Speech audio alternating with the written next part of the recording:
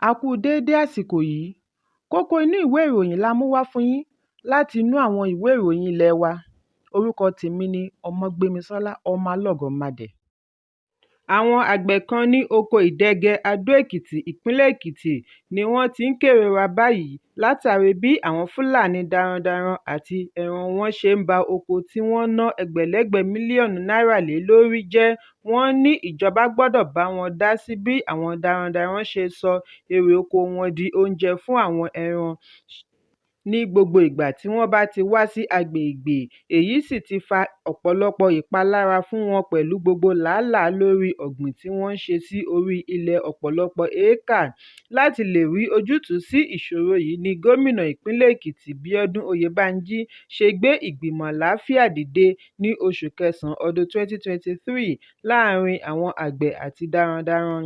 Lára ìgbìmọ̀ yìí la ti rí àwọn tó ń sin ẹran cattle breeders, àwọn tó ń da ẹran herdsmen, ẹ̀ṣọ́ aláàbò, àwọn ọba aláyé àti bẹ́ẹ̀ bẹ́ẹ̀ lọ. Ojúṣe wọn ni kí wọ́n rí i dájú wípé kò sí wàhálà, kí ìdàgbàsókè sì wà fún iṣẹ́ ọ̀gbìn.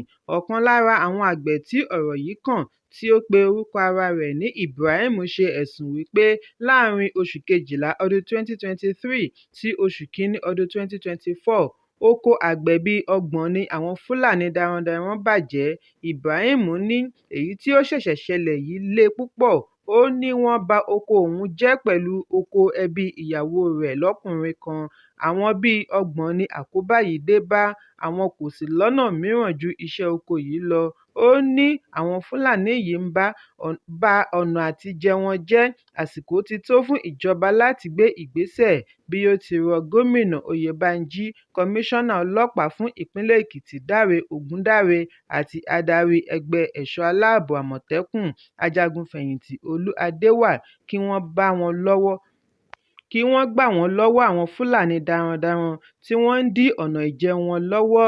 Àgbẹ̀ mìíràn tí wọ́n pe orúkọ rẹ̀ ní Pásítọ̀ Túndé Umaru náà kérora wípé ọdún 10 rèé tí òun ti ń dáko ní Ìdẹ́gẹ.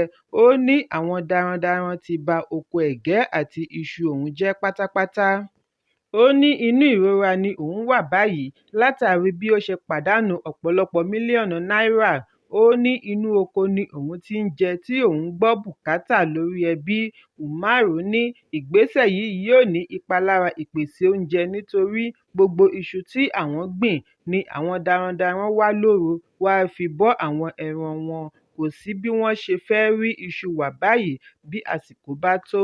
Ó ní ọ̀nà kan ṣoṣo láti ran àgbẹ̀ lọ́wọ́ àti láti jẹ́ kí oúnjẹ pọ̀ yanturu ni àfi bí ìjọba bá gbé ìgbésẹ̀ láti ṣe ìdáwọ́kọ̀ fún àwọn darandaran. Ó ní kí wọ́n jẹ́ kí darandaran méjì tí ọlọ́pàá rọ́wọ́ tó lọ pe olórí wọn wá kí wọ́n lè jọ jókòó sọ àsọyépọ̀. Ó ní ó ṣe pàtàkì kí wọ́n sọ àsọyépọ̀ lórí ọ̀nà tí yóò ṣe àǹfààní fún àwọn méjèèjì. Ṣùgbọ́n olùbádámọ̀ràn sí gómìnà lórí ààbò ajagun-fẹ̀yìntì Ebenezer Ogundana, tí ó tún jẹ́ ọ̀kan lára ìgbìmọ̀ àlàáfíà, sọ wípé ìjọba ń gbé gbogbo ìgbésẹ̀ láti rí i dájú wípé wàhálà láàrin àgbẹ̀ àti darandaran wá sópin. Ó ní lára àwọn darandaran tí wọ́n mú ni wọ́n kàn ń pa kí ó tọwọ́ bọ̀wé, àwọn mìíràn san owó ìtanràn. Ṣùgbọ́n ní báyìí, ìgbésẹ̀ kí ìjà má ṣẹlẹ̀ rárá ni àwọn ń gbé. Ògúndáná ní àwọn ti kàn sí àwọn tí ọ̀rọ̀ kàn bíi Fúlàní, Èbìrà, Tiv, Ìgẹ̀dẹ̀ àti bẹ́ẹ̀ bẹ́ẹ̀ lọ. Gbogbo wọn ni àwọn ní ìpàdé pẹ̀lú nínú oṣù kọkànlá ọdún 2023 níbi tí wọ́n ti fẹnu kò láti ṣiṣẹ́ papọ̀. Àwọn Fúlàní ṣe ìlérí láti fi tó wọn létí ìgbàkúgbà tí wọ́n bá fẹ́ da ẹran kọjá kí wọ́n lè ríbi mójútó wọn. Ó fi kún un wípé àwọn kò sùn lórí ọ̀rọ̀ yìí, bẹ́ẹ̀ làwọn kò wo. Ẹ̀kúnrẹ́rẹ́ ìròyìn yìí wà nínú ìwé ìròyìn Punch tó jáde lónìí. Michael Adéníran, bàbá ọmọbìnrin tí ó di olóògbé Whitney Adéníran, akẹ́kọ̀ọ́ láti Christian Schools Ọ̀pẹ́bí, sọ fún ilé-ẹjọ́ gíga tó fìkàlẹ̀ sí ìlú Ìkẹjà, ìpínlẹ̀ Èkó lánàá wípé ọmọ òun ti di olóògbé kí ó tó dé ilé ìwòsàn. Ó ní nọ́ọ̀sì iléèwé ni ó sọ fún òun wípé ọmọbìnrin rẹ̀ ti di olóògbé kí wọ́n tó gbé e dé ilé ìwòsàn.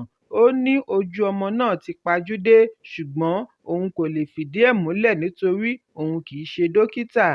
Ọjọ́ 21 oṣù kẹta ọdún 2023 ni ìjọba ìpínlẹ̀ Èkó gbé iléèwé Chrisland àti Gíwá Ilé-ìwé pẹ̀lú àwọn méjì mìíràn lọ ilé-ẹjọ́ lórí ikú ọ̀kan lára akẹ́kọ̀ọ́ wọn Whitney Adéníran. Àwọn wọ̀nyí ni wọ́n jẹ́jọ́ níwájú adájọ́ Oyíndàmọ́lá Ọ̀gálá lórí ẹ̀sùn oníkókó méjì tí ó dá lórí àìmọ̀ọ́mọ̀ ṣekúpani àti àìbìkítà tí ìjọba ìpínlẹ̀ Èkó fi kàn wọ́n. Ọmọ ọdún 12 yìí ni a gbọ́ wípé iná mọ̀nàmọ́ná ṣekú pa ní ọjọ́ 9 oṣù kejì ọdún 2023 níbi ìdíje Inter-House Sport tí ó wáyé ní pápá ìṣeré Agége. Níbi ìgbẹ́jọ́ tí ó wáyé lánàá ni Adéníran tí ó jẹ́ abánirojọ́ ẹlẹ́rìí àkọ́kọ́ ti ṣàlàyé nígbà tí wọ́n bi í wípé ṣé ọmọ rẹ̀ wá sí iléèwé ní ọjọ́ 2 oṣù kejì ọdún 2023 látàrí àìlera. Ó ní ọmọ òun kò wá sí iléèwé ṣùgbọ́n kì í ṣe wípé ó ṣàárẹ̀. Ẹlẹ́rìí rojọ́ wípé 20 oṣù kínní ọdún 2023 ni iléèwé ké sí ìyá Whitney láti sọ fún un wípé ọmọ rẹ̀ ń ṣàárẹ̀. Ó ní wọ́n gbé ọmọ náà re ilé-ìwòsàn Highland Specialist Clinic Ìkẹjà. Dókítà kọ oògùn fún un láti lò ṣùgbọ́n òun kò rántí orúkọ oògùn ọ̀hún. Ó ní nínú àkọọ́lẹ̀ tí dókítà gbé jáde ní ọjọ́ 16 oṣù kejì ọdún 2023 ni òun ti ṣẹ̀ṣẹ̀ rí orúkọ oògùn ọ̀hún. Adéníran ka orúkọ oògùn ọ̀hún jáde síta tí ó pè ní nitrazepam 5 mg àti amitriptyline 12.5 mg. Ilé-ẹjọ́ bi Adéníran bóyá ilé-ìwòsàn Agége Central Hospital and Diagnosis Limited wí fún un wípé cardiac arrest ni ó pa ọmọ rẹ̀. Ó ní bẹ́ẹ̀ ni. Ó ní ṣùgbọ́n òun kò rántí bóyá ẹnikẹ́ni sọ fún un wípé wọ́n lo oxygen fún ọmọ rẹ̀ ní ilé-ìwòsàn tàbí bóyá wọ́n lo CPR fún ọmọ rẹ̀. Ẹ̀kúnrẹ́rẹ́ ìròyìn yìí wà nínú ìwé ìròyìn Punch tó jáde lónìí. Ìjọba àpapọ̀ ti sọ wípé ètò ẹ̀yáwó fún àwọn akẹ́kọ̀ọ́ iléèwé gíga yóò bẹ̀rẹ̀ ní pẹrẹwu láìpẹ́ jọjọ. Akọ̀wé àgbà fún ìgbìmọ̀ ẹ̀yáwó Dókítà Akíntúndé Ṣóyà ni ó sọ eléyìí di mímọ̀ nígbà tí ó ń bá àwọn akọ̀ròyìn sọ̀rọ̀ ní kété tí ó parí ìpàdé pẹ̀lú Ààrẹ Bọ́lá Tinubu ní ilé agbára ìlú Àbújá lánàá.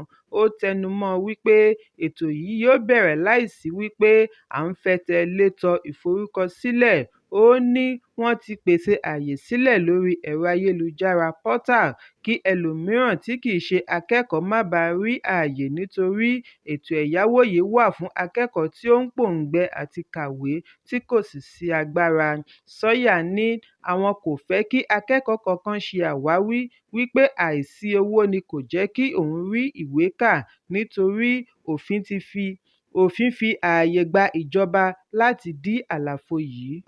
Ṣóyà tẹ̀síwájú wípé akẹ́kọ̀ọ́ tí ó bá nífẹ̀ẹ́ sí ètò ẹ̀yáwó gbọ́dọ̀ ṣe ìforúkọsílẹ̀, pèsè ẹ̀rí fún ìforúkọsílẹ̀ ìdánwò JAMB, ọjọ́ ìbí, National Identification Number (NIN), Biometric Verification Number (BVN) àti bẹ́ẹ̀ bẹ́ẹ̀ lọ.